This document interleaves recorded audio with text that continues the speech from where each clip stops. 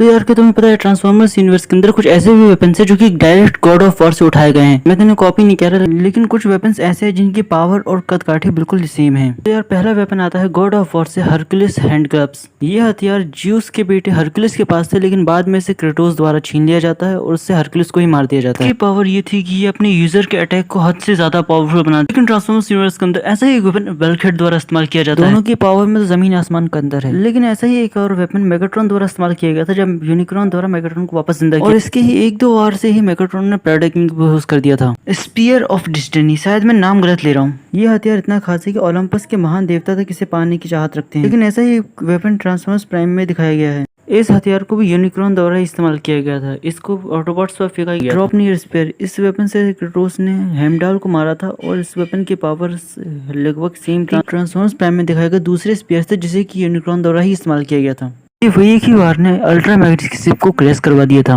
Hades cloth, ये weapon Hades का है जिसे मौत का देवता कहा जाता है, जिसे मौत के घाट उतारने के बाद क्रेटोस ने वेपन जिससे छीन लिया था। और ऐसा ही एक हथियार ट्रांसफॉर्मर्स मूवीज में यूनिक्रॉन द्वारा इस्तेमाल किया जाए, और अभी तक जिन हथियारों को मैंने बताया उन्हें हथियारों को सिर्फ यूनिक्रॉन ही इस्तेमाल किया है। मेड्यूसास हेड, इस वेपन का इस्तेमाल करके क्रेटोस अपने किसी भी दुश्मन को पत्थर की मूर्त बना देता था। ये मेड्यूसा नाम की एक डीमन का सर है जिसे क्रेटोस ने काटकर अपना हथियार बना लिया। ट्रांसफॉर्मर्स के यूनिवर्स के अंदर ऐसा एक वेपन है इमोबिलाइजर, जिसे की मूर्ति तो नहीं बना जा सकता, लेकिन उसे स्टेटस पॉट में जमाया जा सकता है। दोनों का आकार तो नहीं, लेकिन दोनों की पावर्स बिल्कुल एक जैसी हैं। ब्लेड ऑफ ओलंपस, ये वेपन ज्यूस का है जिसे उसने खुद क्रेटोस को दिया था टाइटन्स को खत्म करने के लिए। ये वेपन इतना शक्तिशाली है कि इसने टाइटन्स की रानी गाया तक को मार दिया था।